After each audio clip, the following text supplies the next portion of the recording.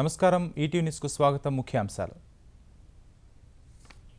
నవ్యాంధ్ర రాష్ట్రావతి బృహత్ ప్రణాళిక సిద్ధం సిఆర్డీఏకు అందజేసిన సింగపూర్ సంస్థ 30న ముసాయిదా ప్రకటించే అవకాశం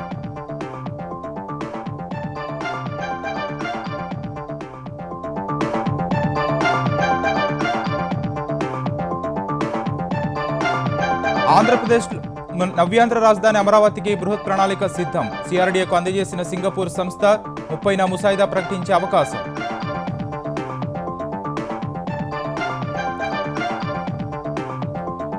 ఐటీ పరిశ్రమకు కేంద్రంగా మారనున్న తిరుపతి ప్రాంగణాల ఏర్పాటుకు ఆంధ్రప్రదేశ్ సర్కారుతో కాగ్నిజెంట్ టీసీఎస్ హెచ్సీఎల్ చర్చలు వ్యూహాత్మక భాగస్వామ్యం మరింత విస్తరించడమే లక్ష్యంగా నేటి నుంచి ప్రధాని రష్యా పర్యటన అణు రక్షణ వాణిజ్య రంగాల్లో సహకారంపై పుతిన్తో చర్చలు వచ్చే 10 ఏళ్లు వృద్ధి రేటులో దూసుకుపోనున్న భారత్ అగ్రస్థానంలో ఉంటుందని హార్వర్డ్ విశ్వవిద్యాలయ అంచనాలు ఈ ఏడాది ప్రపంచ టెన్నిస్ డబుల్స్ ఛాంపియన్లుగా సానియా హింగేస్ మహిళల్లో సెరెనా పురుషుల్లో జోకోవిచ్ పేర్లు ప్రకటించిన ఐటీఎఫ్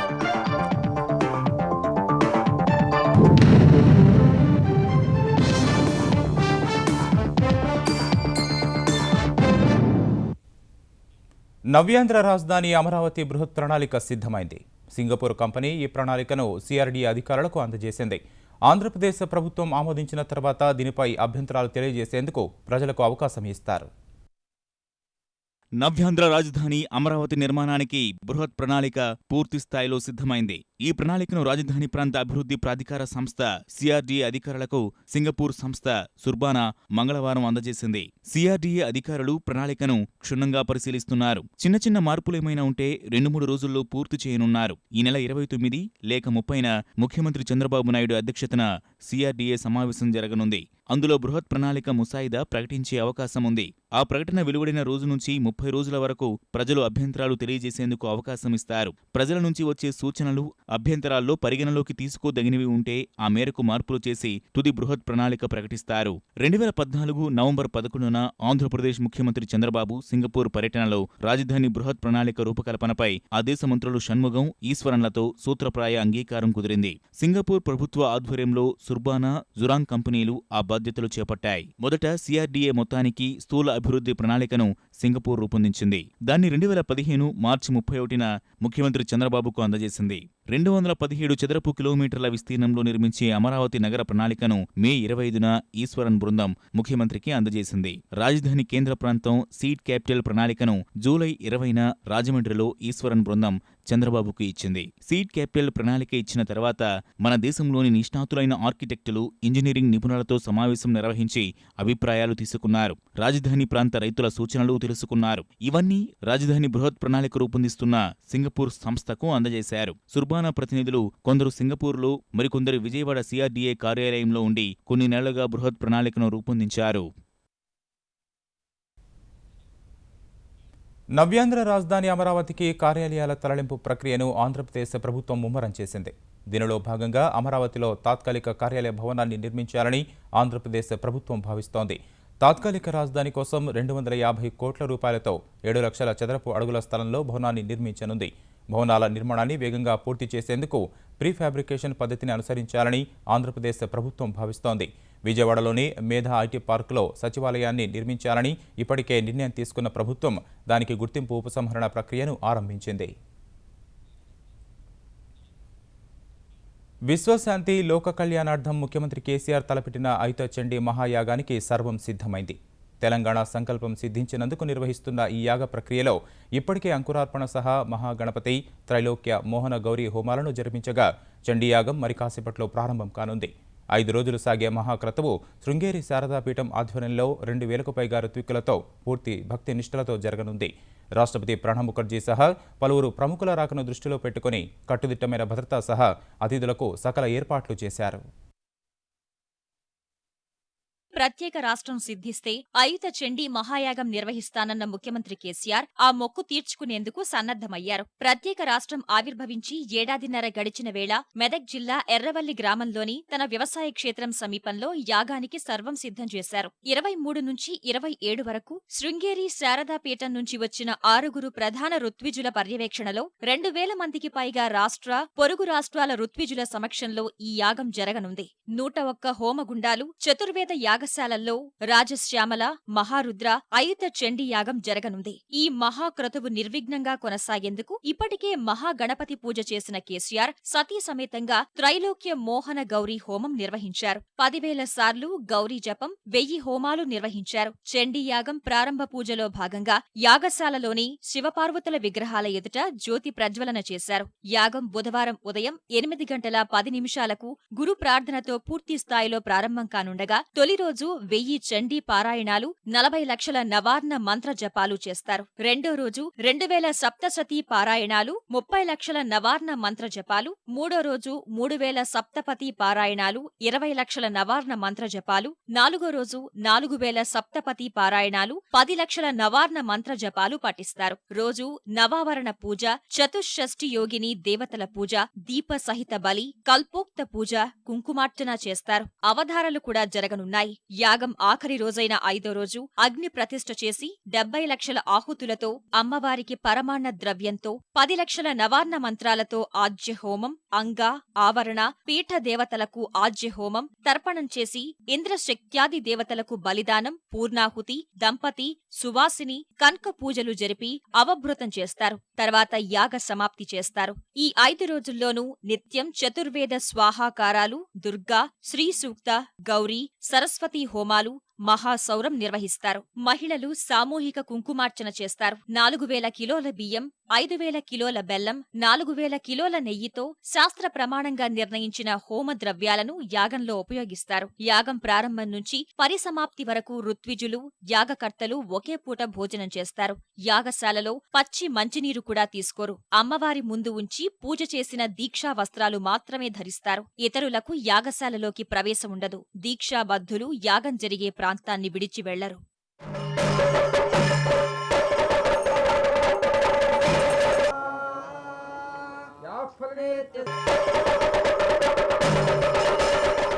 ఈ యాగానికి రాష్ట్రపతి ప్రణబ్ ముఖర్జీ, గవర్నర్లు నరసింహన్, రోసయ్య, సిహెచ్ విద్యాసాగర్రావు, ఆంధ్రప్రదేశ్ ముఖ్యమంత్రి చంద్రబాబు, కేంద్ర మంత్రులు వెంకయ్య నాయుడు, దత్తాత్రేయ, హైకోర్టు, సుప్రీంకోర్టు న్యాయమూర్తులతో పాటు పలువురు ప్రముఖులు హాజరు కానున్నారు. వారితో పాటు రోజు 50,000 మంది వరకు సామాన్య భక్తులు తరలివస్తారనే అంచనాతో ఏర్పాట్లు చేశారు. ఆంధ్రప్రదేశ్లో డిఎస్సి 2014 నియామకాలు మరింత ఆలస్యం కానున్నాయి. డిఎస్సి స్థానికేతరుల కోటాలో రాష్ట్రేతరులు అర్హులేనని పరిపాలనా ట్రిబ్యునల్ స్పష్టం చేసింది. 20% కోటా ఆంధ్రప్రదేశ్లోని 13 జిల్లాలకే వర్తించేలా ఏపీ ప్రభుత్వం జారీ చేసిన ఉత్తర్వులను కొట్టివేసింది. ఈ కోటాలో అర్హులైన వారికి అవకాశం కల్పించాలని ఆంధ్రప్రదేశ్ ప్రభుత్వాన్ని ఆదేశించింది. ఆంధ్రప్రదేశ్లో డిఎస్సి 2014 నియామకాల వ్యవహారం మరింత సంక్లిష్టంగా మారింది. ఇప్పటి వరకు ప్రశ్నాపత్రాల కీలపరంగా తలెత్తిన సమస్యల పరిష్కారం కోసం ఎదురుచూస్తూ నియామకాల్ని త్వరగా చేపట్టాలని అభ్యర్థులు ఆందోళన చేస్తుండగా రాష్ట్ర విభజన ద్వారా స్థానికేతర రిజర్వేషన్ల సమస్య తెరపైకి వచ్చింది. ఏపీ పరిపాలనా ట్రైబ్యునల్ ఇటీవల ఇచ్చిన తీర్పులో స్థానికేతరులు ఉంటే ఆంధ్రప్రదేశ్కు చెందిన ఇతర జిల్లాల వారు మాత్రమే కాదని, ఈ పరిధిలోకి రాష్ట్రేతరులు వస్తారని పేర్కొంది. స్థానికేతరులకు చెందిన 20% కోటా ఆంధ్రప్రదేశ్లోని జిల్లాలకే వర్తిస్తుందంటూ ఏపీ ప్రభుత్వం జారీ చేసిన ఉత్తర్వులు చెల్లవని స్పష్టం చేసింది. ఈ కోటాలో ఎవరైనా చేరవచ్చని, అర్హులైన వారికి అవకాశం కల్పించాలని ఆదేశించింది. ప్రభుత్వ పాఠశాలలు, జిల్లా, మండల పరిషత్ పాఠశాలల్లో సుమారు 10,500 ఉపాధ్యాయుల భర్తీకి గత ఏడాది డిసెంబర్ 1వ తేదీన ఆంధ్రప్రదేశ్ ప్రభుత్వం నోటిఫికేషన్ జారీ చేసింది. ఆ తర్వాత నాన్ లోకల్ కింద 20% పోస్టులను రాష్ట్రంలోని 13 జిల్లాల వారితోనే భర్తీ చేయాలని పాఠశాల విద్యాశాఖ మెమో జారీ చేసింది. ఈ మెమోను సవాల్ చేస్తూ 100 మంది అభ్యర్థులు ఏపీ పరిపాలనా ట్రైబ్యునల్లో సుమారు 90 పిటిషన్లు దాఖలు చేశారు. ఉమ్మడి రాష్ట్రంగా ఉన్నప్పుడు ఏపీలోని జిల్లాలతో పాటు తెలంగాణ ప్రాంతంలోనూ చదివినట్లు పేర్కొన్నారు. ఏపీ పాఠశాల విద్యాశాఖ మెమో జారీ చేయడం రాజ్యాంగ విరుద్ధమని గుర్తు చేశారు. ఉమ్మడి రాష్ట్రంలో చదువుకున్న వారి నుంచి కనీసం 20% స్థానికేతర కోటా కింద కూడా దరఖాస్తులు తీసుకోలేదని నివేదించారు. దరఖాస్తులు స్వీకరించాలని అప్పట్లోనే ట్రైబ్యునల్ మధ్యంతర ఉత్తర్వులు ఇచ్చింది. తుది నియామకాలు తీర్పునకు లోబడి ఉంటాయని స్పష్టం చేసింది. స్థానికేతర పోస్టులన్నీ రాష్ట్రానికి రిజర్వ్ చేయాలంటే పార్లమెంటులో చట్టం తీసుకురావాలని, లేదంటే రాష్ట్రపతి ఉత్తర్వులు జారీ చేయాలని తీర్పులో ట్రైబ్యునల్ తేల్చి చెప్పింది. ట్రైబ్యునల్ను ఆశ్రయించిన వారికి మాత్రమే ఉత్తర్వులు వర్తిస్తాయా లేదా అనే అంశంలో తదుపరి చర్యలు ఎలా ఉండాలనే దానిపై న్యాయశాఖను సంప్రదించనున్నట్లు ఆంధ్రప్రదేశ్ విద్యాశాఖ వర్గాలు వెల్లడించాయి. ట్రైబ్యునల్ ఆదేశాలపై ఉన్నత న్యాయస్థానాన్ని ఆశ్రయించే విషయాన్ని పరిశీలిస్తున్నట్లు చెప్పాయి. భారత్ రష్యా వ్యూహాత్మక బంధాన్ని మరింత విస్తరించే లక్ష్యంతో ప్రధాని నరేంద్ర మోదీ ఇవాళ్టి నుంచి 2 రోజులు మాస్కోలో పర్యటించనున్నారు. 16వ ద్వైపాక్షిక వార్షిక సదస్సు కోసం ఈ మధ్యాహ్నం రష్యా వెళ్లనున్న మోదీ రాత్రి అక్కడకు చేరుకోగానే ఆతిథ్య దేశాధ్యక్షుడు వ్లాదిమిర్ పుతిన్ ఇచ్చే విందుకు హాజరవుతారు. మరుసటి రోజున మొదట రష్యా విపత్తు నిర్వహణ సంస్థ ఎమిర్కామ్ను సందర్శించనున్న ప్రధాని విపత్తు సమయాల్లో వారు అనుసరిస్తున్న విధానాలు తెలుసుకుంటారు. అనంతరం ఇరు దేశాల 16వ ద్వైపాక్షిక సదస్సులో పుతిన్తో కలిసి పాల్గొననున్న మోదీ రానున్న 10 ఏళ్లలో ద్వైపాక్షిక వాణిజ్యాన్ని $3,000 కోట్ల పెంచడంపై చర్చిస్తారు. చమురు, బొగ్గు, వజ్రాల వ్యాపారం, వ్యవసాయ సంబంధిత వాణిజ్య రంగాల్లో పరస్పర సహకారం, సిరియాలో ప్రస్తుత పరిస్థితి, ఉగ్రవాదంపై పోరు వంటి అంతర్జాతీయ అంశాలపై చర్చలు జరుపుతారు.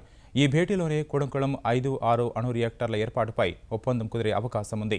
రష్యా నుంచి $40,000 కోట్ల విలువైన S-400 ట్రంప్ గగనతల రక్షణ క్షిపణి వ్యవస్థల కొనుగోలుకు సంబంధించి ఒప్పందం కుదిరే అవకాశం ఉంది.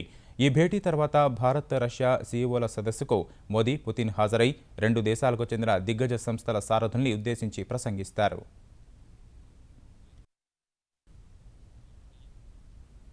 ఆధ్యాత్మిక నగరి తిరుపతి ఆంధ్రప్రదేశ్ ఐటీ పరిశ్రమకు కేంద్రంగా మారనుంది.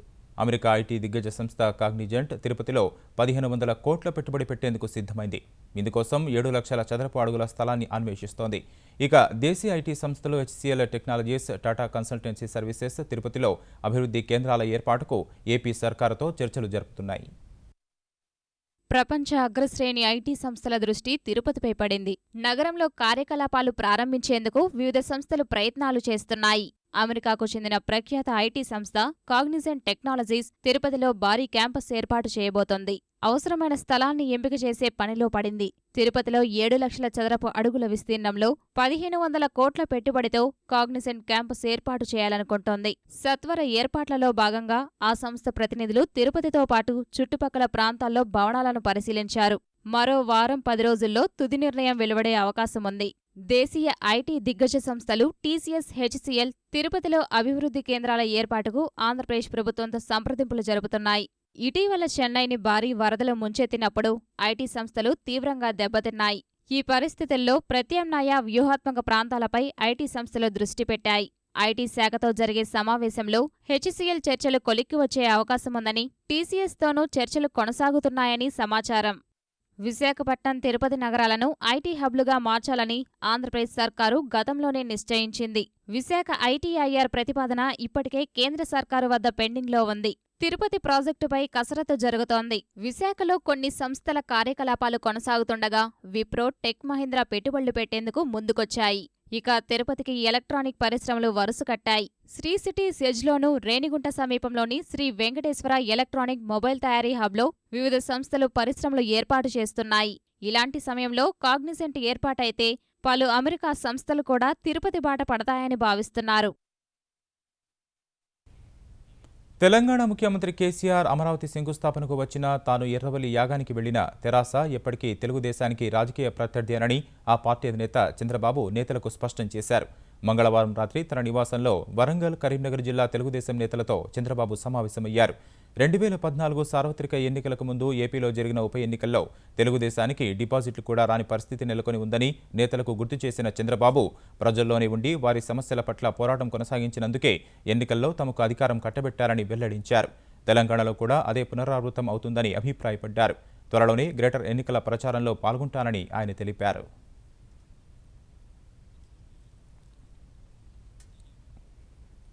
రుణమాఫీ అమలు విషయంలో బ్యాంకర్లు ప్రభుత్వానికి సహకరించాలని తెలంగాణ ఆర్థిక మంత్రి ఈటల రాజేందర్ మరోసారి కోరారు. గత 2 విడతల్లో రిజర్వ్ బ్యాంకు సహా వివిధ బ్యాంకుల నుంచి ఆశించిన స్థాయిలో సాయం లభించలేదని అసంతృప్తి వ్యక్తం చేశారు. హైదరాబాద్ తాజ్ కృష్ణలో జరిగిన నాబార్డు తెలంగాణ రాష్ట్ర రుణ ప్రణాళిక సదస్సుకు హాజరైన ఈటెల వర్షాభావం, కరువు పరిస్థితుల్ని దృష్టిలో పెట్టుకుని ఆర్బీఐ బ్యాంకర్లు నిబంధనలు సడలించి 2016-17 ఖరీఫ్ రబీ పంట సమయంలో పూర్తిగా సహకరించాలని విజ్ఞప్తి చేశారు. ఈ సందర్భంగా నాబార్డ్ 2016-17 వార్షిక రుణ ప్రణాళికను మంత్రి విడుదల చేశారు. ఇవాళ మేము ప్రభుత్వం కనుక ముందుకొచ్చి ఆ 10,000 కోట్ల రూపాయలు కనుక పే చేయకపోతే ఎన్ని బ్యాడ్ అకౌంట్స్ ఉండేటివి, దాంట్లో ఎంత బ్యాంకర్స్ లాస్ అయ్యేటువంటి ఆస్కారం ఉండే.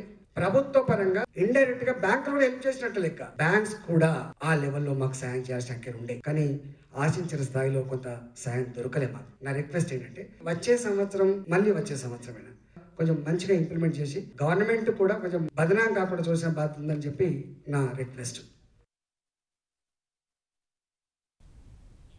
పథకాల విషయంలో రైతుల నుంచే సలహాలు స్వీకరించి సరికొత్త తరహాలో విధానాలు రూపొందిస్తున్నామని తెలంగాణ వ్యవసాయ శాఖ మంత్రి పోచారం శ్రీనివాసరెడ్డి తెలిపారు. హైదరాబాద్లో ఉద్యాన శాఖ ఆధ్వర్యంలో జరిగిన పాలీహౌజ్ మేళాకు పోచారం ముఖ్య అతిథిగా హాజరయ్యారు. తెలంగాణలోని 9 జిల్లాల నుంచి 700 మంది రైతులు, పాలీహౌజ్ కంపెనీల ప్రతినిధులు, ఉద్యాన శాఖ అధికారులు, శాస్త్రవేత్తలు ఈ కార్యక్రమంలో పాల్గొన్నారు. అతివృష్టి, అనావృష్టి వంటి ప్రతికూల పరిస్థితుల్లో వ్యవసాయ పంటల నష్టాల నుంచి ఉపశమనం కలిగించే బీమా విధానం లోపభూయిష్టంగా ఉందని ఈ సందర్భంగా పోచారం ఆక్షేపించారు. రైతుల సంక్షేమం విషయంలో ఎవరూ చేయని విధంగా తెలంగాణ ప్రభుత్వం విధానాలు రూపొందిస్తోందని పోచారం శ్రీనివాసరెడ్డి తెలిపారు. చెప్పండి ఏం చేయాలన్నాం సార్, డిపాజిట్ తగ్గించమన్నారు. కంపెనీ వాళ్ళు ఏదైతే బ్యాంక్ గ్యారంటీ ఇస్తారో దాన్ని తగ్గించి వారి కోరిక మేరకు తగ్గించి పేమెంట్ విధానం మార్చమన్నారు. పేమెంట్ విధానం మార్చి మరొకసారి రైతుతో మీటింగ్ పెట్టా. మళ్ళీ ఏం చెప్తారు చెప్పండి అన్నాను. సార్ కంపెనీలు కాదు గింపిల్లు కాదు, మాకే డబ్బు ఇచ్చేయండి, మేమేదైతే డిపాజిట్ చేసుకుంటామో కట్టిన కొద్దీ నిర్మాణం చేసిన కొద్దీ మేము ఏ కంపెనీకి వెళ్తామా ఎవరి దగ్గరికి వెళ్తామో మా ఇష్టం, ఆ ప్రకారం నిర్మాణం చేసుకున్న వారికి కూడా పేమెంట్ ఇమ్మన్నాం. దాన్ని కూడా ఒప్పుకున్నాం. రాజమండ్రి నగరం పేరు మార్పు ప్రక్రియ ముగిసింది. జనవరి 1వ తేదీ నుంచి రాజమండ్రి ఇక అధికారికంగా రాజమహేంద్రవరం కానుంది. దీనికి సంబంధించి ఆంధ్రప్రదేశ్ ప్రభుత్వం మంగళవారం రాత్రి ఉత్తర్వులు జారీ చేసింది. పేరు మార్పును వ్యతిరేకిస్తూ ఆ జిల్లా కలెక్టర్కు 2 అభ్యంతరాలు రాగా అవి సమర్థనీయంగా లేవని తోసిపుచ్చారు. గోదావరి పుష్కరాల ముగింపు సందర్భంగా ముఖ్యమంత్రి చంద్రబాబు రాజమండ్రి పేరును రాజమహేంద్రవరంగా మార్చనున్నట్లు ప్రకటించారు. ఈ మేరకు జనవరి 1వ తేదీన ముద్రించే ఆంధ్రప్రదేశ్ గెజిట్లో తుది ప్రకటన ఇవ్వాలని ఉత్తర్వుల్లో స్పష్టం చేశారు. తాజా మార్పును వివిధ శాఖలతో పాటు కేంద్రంలోని జనగణన, రైల్వే, తపాలా, ఎన్నికల విభాగాలకు సర్కారు పంపించనుంది. కాల్మనీ వ్యవహారంలో విజయవాడ పోలీసులు దర్యాప్తు ముమ్మరం చేశారు. ఇప్పటివరకు 480 ఫిర్యాదులు అందగా వాటి పూర్వాపరాలను పోలీసులు పరిశీలిస్తున్నారు. ఫిర్యాదులను పరిష్కరించేందుకు ప్రత్యేక కౌంటర్లు ఏర్పాటు చేసి ఏసీపీ, సిఐ, ఎస్ఐల ఆధ్వర్యంలో వడ్డీ వ్యాపారులు, బాధితులకు కౌన్సిలింగ్ నిర్వహిస్తున్నారు. కోర్టు పరిధిలో ఉన్న కేసులు మినహా మిగిలిన వాటిని పరిష్కరిస్తున్నారు. ఇరు వర్గాలకు కౌన్సిలింగ్ ఇచ్చి రాజీ కుదిర్చే ప్రయత్నం చేస్తున్నారు. అటు కాల్మనీ వ్యాపారాలపై బాధితుల ఫిర్యాదులు అందుతూనే ఉన్నాయి. ప్రతి ఫిర్యాదుని ఆయా పోలీస్ స్టేషన్కు పంపించి క్షుణ్ణంగా పరిశీలించిన అనంతరం దర్యాప్తు చేస్తున్నామని విజయవాడ పోలీసులు తెలిపారు. తెలంగాణ రాష్ట్రాన్ని దేశ పర్యాటక పటంలో ప్రముఖంగా నిలిపేందుకు కృషి చేస్తున్నట్లు పర్యాటక శాఖ చైర్మన్ పేర్వారం రాములు తెలిపారు. ప్రముఖ కవి కాళోజీ నారాయణరావు స్మారకార్థం వరంగల్ జిల్లా బాలసముద్రంలో ఆయన పేరిట కళా కేంద్రాన్ని ఏర్పాటు చేయనున్నట్లు వెల్లడించారు. తెలంగాణ యాస, భాషను ప్రజల్లోకి తీసుకెళ్లిన ప్రసిద్ధ కవి కాళోజీ అని కొనియాడారు. కళా కేంద్రానికి 50 కోట్లు కేటాయించినట్లు తెలిపిన రాములు దాన్ని 2 ఏళ్లలో పూర్తి చేస్తామని వెల్లడించారు. చెరువులను ఆధునికీకరించి పర్యాటక కేంద్రాలుగా తీర్చిదిద్దుతామని తెలిపారు. తెలంగాణలోని ప్రముఖ పర్యాటక కేంద్రం రామప్ప దేవాలయానికి అరుదైన గుర్తింపు దక్కింది. రామప్ప దేవాలయాన్ని ప్రపంచ వారసత్వ సంపదగా గుర్తిస్తూ యునెస్కో నిర్ణయం తీసుకుంది. తెలంగాణ ప్రతిపాదనలో స్వీకరించిన యునెస్కో రామప్ప దేవాలయానికి ఈ గుర్తింపు అందజేసింది. ప్రపంచ వారసత్వ సంపద గుర్తింపు వచ్చినందున రామప్ప సమీప ప్రాంతంలో 10 నుంచి 15 ఎకరాల స్థలంలో తెలంగాణ ప్రభుత్వం పర్యాటక గ్రామాన్ని ఏర్పాటు చేయబోతోంది. ఇందుకోసం కేంద్ర ప్రభుత్వం 90 కోట్ల రూపాయలను కేటాయించనుంది. ఈ నిధులతో పర్యాటక గ్రామంలో అధునాతన మరుగుదొడ్లు, చరిత్రను వివరించే మ్యూజియం, వసతి గృహాలు వంటివి ఏర్పాటు చేయనున్నారు. తెలంగాణలో మే నెల మొదటి వారంలో ఎంసెట్ నిర్వహించాలని ప్రభుత్వం ప్రాథమిక నిర్ణయానికి వచ్చింది. ఆంధ్రప్రదేశ్ ప్రభుత్వం ఆయా ప్రవేశ పరీక్షల తేదీలను ఈ నెల 21న ప్రకటించింది. మే 5న ఏపీ ఎంసెట్ జరగనుంది. గత ఏడాది ఏపీ ఎంసెట్ మే 8న, తెలంగాణ ఎంసెట్ మే 14న నిర్వహించారు. ఈసారి తెలంగాణ అధికారులు పరీక్ష తేదీని ముందుకు జరపాలనే ఉద్దేశంతో ఉన్నారు. ఏపీ పరీక్ష తేదీ కంటే 2-3 రోజులు ముందు కానీ తర్వాత కానీ జరపాలని, మొత్తానికి మే మొదటి వారంలో నిర్వహించాలని భావిస్తున్నారు.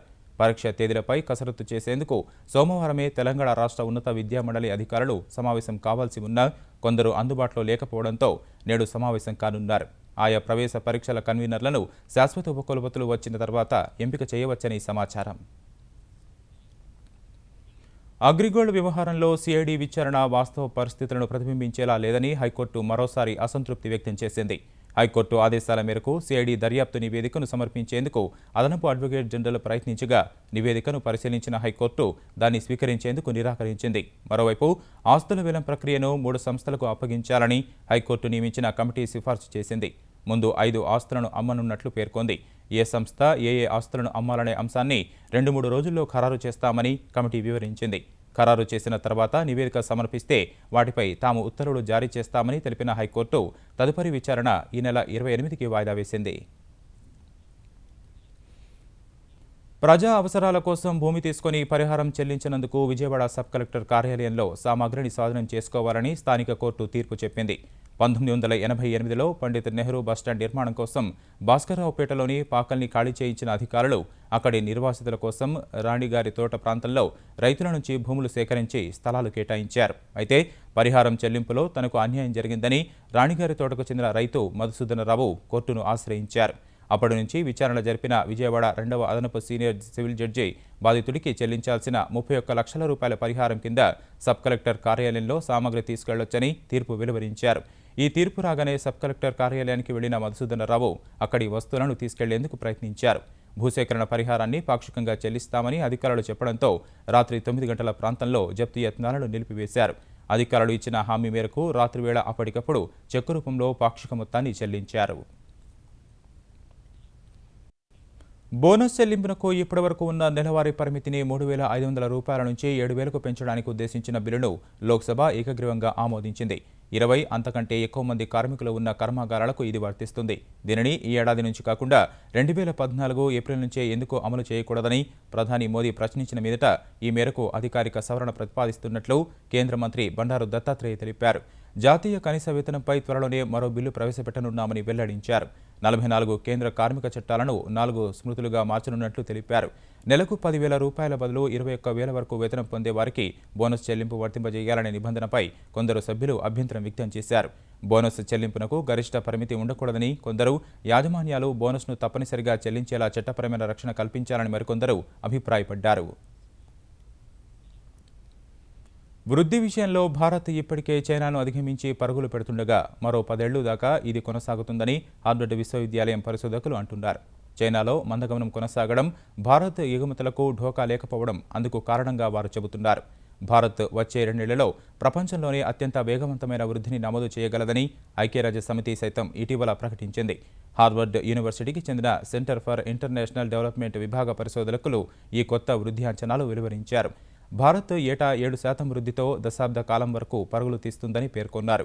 చైనా మాత్రం ఏటా కేవలం 4.3% వృద్ధిని నమోదు చేస్తుందని తెలిపారు. ఔషధ, వాహనాలతో పాటు ఎలక్ట్రానిక్స్ కూడా ఎగుమతి చేస్తూ భారత్ మంచి ప్రయోజనాలను దక్కించుకుంటోందని చెప్పారు.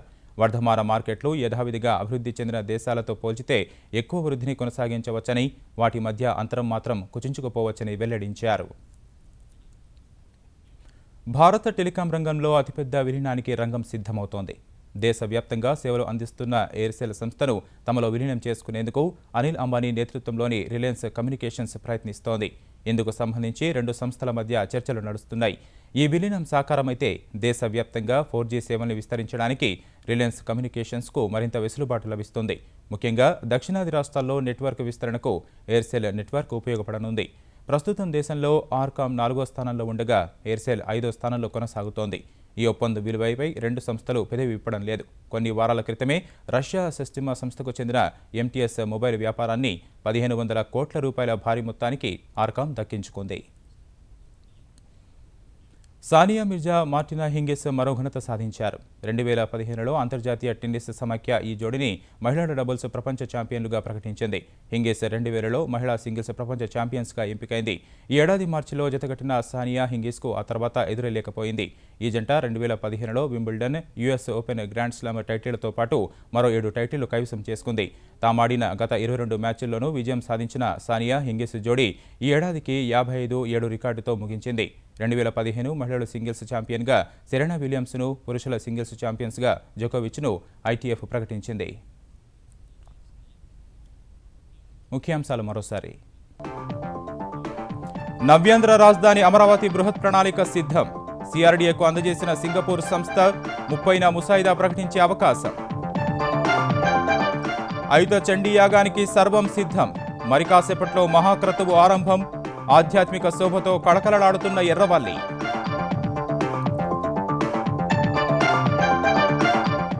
ఆంధ్రప్రదేశ్లో మరింత సంక్లిష్టంగా మారిన డిఎస్సి నియామకాలు. 20% స్థానికేతర కోటాకు రాష్ట్రేతర అభ్యర్థులు అర్హులేనన్న పరిపాలనా ట్రిబ్యునల్. ఐటీ పరిశ్రమకు కేంద్రంగా మారనున్న తిరుపతి. ప్రాంగణాల ఏర్పాటుకు ఆంధ్రప్రదేశ్ సర్కారుతో కాగ్నిజెంట్, టీసీఎస్, హెచ్సీఎల్ చర్చలు.